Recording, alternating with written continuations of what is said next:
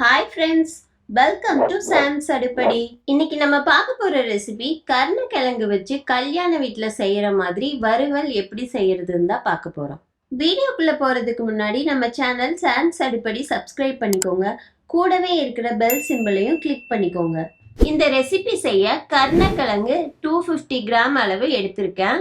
கருணக்கிழங்கு வாங்குறப்ப பெரிய கிழங்கா இருக்கிற மாதிரி வாங்கிக்கோங்க. சின்ன சைஸ் வாங்கினா கொஞ்சம் அரிப்புத்தன்மை அதிகமாக இருக்கும். ஃபர்ஸ்ட் ஒரு பாத்திரம் எடுத்து கருணக்கிழங்க போட்டு தண்ணியை ஊற்றி நல்லா கையில் தேய்ச்சி ஒரு வாஷ் பண்ணி எடுத்துக்கோங்க. ஏன்னா தோல்லையே ரொம்பவே மண் இருக்கும், கையில் தொட்டாலே மண் ஆயிரும், அதனால தான். அடுத்தது இதைய கத்தி வச்சு மேலுள்ள பார்ட்டையும் கீழுள்ள பகுதியும் கட் பண்ணி வேஸ்ட்ல போட்டுருங்க. அதுக்கப்புறம் பீலர் வச்சு தோலை சீவி எடுத்துக்கோங்க. கருணக்கிழங்குனாலே நிறைய பேர் செய்ய மாட்டாங்க, காரணம் நாக்கு அரிக்கும்னு. நாக்கு அரிக்காம இருக்க சின்ன டிப்ஸ் என்னன்னா, கருணக்கிழங்கு வாங்குறப்ப புது கிழங்கா வாங்கக்கூடாது. பழைய கிழங்கா பார்த்து வாங்கணும். புது கிழங்கு வாங்கினா நாக்கு ரொம்பவே அரிக்கும். பீலர் வச்சு தோலை இந்த மாதிரி சீவி எடுத்தாச்சு.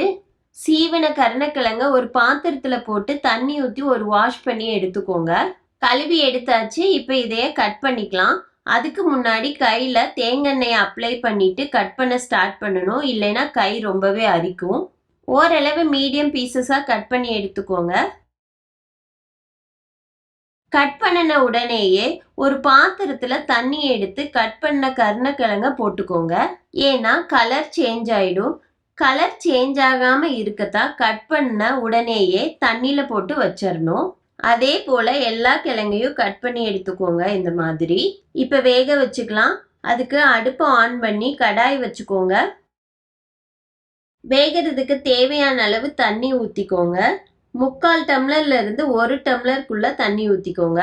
தண்ணி நல்லா கொதிச்ச பிறகு கட் பண்ணி வச்ச கருணக்கிழங்க தண்ணியில இருந்து வெளியே எடுத்து சேர்த்துக்கோங்க.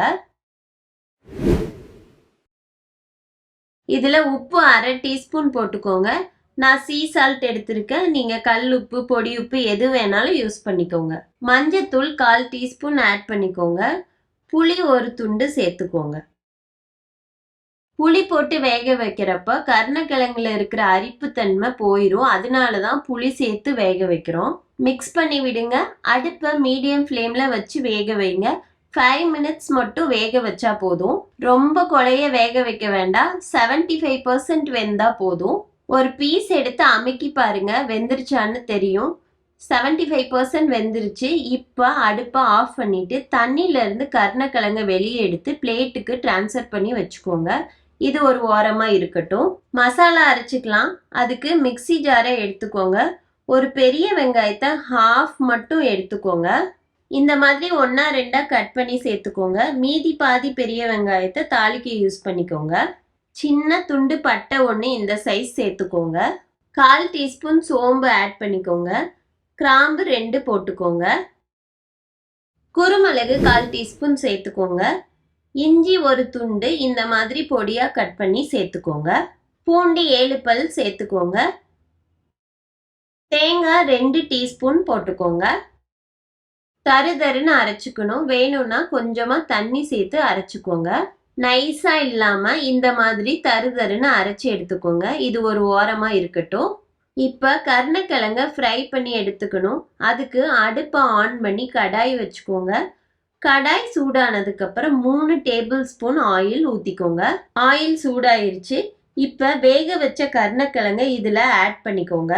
நல்லா ஃப்ரை ஆகணும் கருணக்கிழங்கு. 5 மினிட்ஸ் ஃப்ரை பண்ணிக்கோங்க. நல்லா மிக்ஸ் பண்ணி விடுங்க. கலர் லைட்டாக சேஞ்ச் ஆயிடுச்சு. எனக்கு போது இந்த அளவு ஃப்ரை ஆனது. உங்களுக்கு இன்னும் ஃப்ரை பண்ணணும்னா 2 மினிட்ஸ் அதிகமாக விட்டுக்கோங்க. ஃப்ரை ஆன கருணக்கிழங்க வெளியே எடுத்து பிளேட்டில் டிரான்ஸ்ஃபர் பண்ணி வச்சுக்கோங்க. அதே கடாயில் ஆயில் 1 டேபிள் ஸ்பூன் விட்டுக்கோங்க. ஆயில் சூடானதுக்கப்புறம் கடுகு 1/4 டீஸ்பூன் ஆட் பண்ணிக்கோங்க. கடுகு பொரிஞ்ச பிறகு கறிவேப்பிலை கொஞ்சம் சேர்த்துக்கோங்க. பெரிய வெங்காயம் பாதி மசாலா அரைக்க யூஸ் பண்ணணும். மீதி ஹாஃபை இந்த மாதிரி ஓரளவு பொடியா கட் பண்ணி இதுல சேர்த்துக்கோங்க. நல்லா மிக்ஸ் பண்ணி விடுங்க. வெங்காயம் வணங்கட்டும். சின்ன சைஸ் தக்காளி 1 மீடியமா கட் பண்ணி சேர்த்துக்கோங்க. நல்லா மிக்ஸ் பண்ணி விடுங்க. வணங்கிட்டு 2 மினிட்ஸ். இதுல மிளகாய் தூள் 3/4 டீஸ்பூன் ஆட் பண்ணிக்கோங்க. மிக்ஸ் பண்ணி விடுங்க. மல்லித்தூள் 3/4 டீஸ்பூன் சேர்த்துக்கோங்க. கலந்து விடுங்க. 1 மினிட் ஃப்ரை ஆகட்டும். உப்பு 1/2 டீஸ்பூன் ஆட் பண்ணிக்கோங்க. நல்லா கலந்து விடுங்க. Kashmiri chilli powder 1/4 teaspoon add பண்ணிக்கோங்க. இது வெறும் கலர் தான் தரும், காரம் இருக்காது. வேணும்னா சேர்த்துக்கோங்க, இல்லைன்னா விட்டுடுங்க. நல்லா வணங்கிருச்சு, கிரேவி மாதிரி ஆயிருச்சு. இதில் நம்ம ஏற்கனவே அரைச்சி வச்ச மசாலாவை சேர்த்துக்கோங்க. நல்லா மிக்ஸ் பண்ணி விடுங்க. பச்சை வாசம் போகணும். 2 மினிட்ஸ் வணக்கிக்கோங்க. 2 மினிட்ஸ் ஆச்சு, பச்சை வாசம் போயிடுச்சு. இதில் ஏற்கனவே நம்ம ஃப்ரை பண்ணி வச்ச கருணக்கிழங்க சேர்த்துக்கோங்க. நல்லா மிக்ஸ் பண்ணி விடுங்க. டேஸ்ட்டு கல்யாண வீட்டில் சாப்பிட்ற மாதிரியே இருக்கும். மசாலாவும் கருணக்கிழங்கும் நல்லா பைண்ட் ஆகணும், அந்த அளவுக்கு மிக்ஸ் பண்ணி விடுங்க. ஃபைனலாக கொத்தமல்லி தலையை தூவிட்டு அடுப்பை ஆஃப் பண்ணிடுங்க. அவ்வளவுதான், கருணக்கிழங்கு வறுவல் ரெடி ஆயிடுச்சு. இப்போ இதைய சர்வ் பண்ண ட்ரான்ஸ்ஃபர் பண்ணிக்கலாம். நீங்கள் சொன்னாதான் தெரியும் இதைய நம்ம கருணக்கிழங்கு வச்சு செஞ்சுருக்கோன்னு. ஸ்மெல்லு செம சூப்பராக இருக்குது. இந்த ரெசிபியை மிஸ் பண்ணாமல் ட்ரை பண்ணி பார்த்துட்டு கமெண்ட் பண்ணுங்க. அவ்வளவுதான், கருணக்கிழங்கு வறுவல் ரெடி. ஃப்ரெண்ட்ஸ், நிறைய பேர் சப்ஸ்கிரைப் பண்ணாமல் வீடியோ பார்க்குறீங்க. சப்ஸ்கிரைப் பண்ணிட்டு பார்த்தீங்கன்னா எனக்கு ரொம்ப ஹாப்பியாக இருக்கும். எங்கள் சேனல் உங்களுக்கு பிடிச்சிருந்தா சப்ஸ்கிரைப் பண்ணி சப்போர்ட் பண்ணுங்கள். தேங்க்யூ.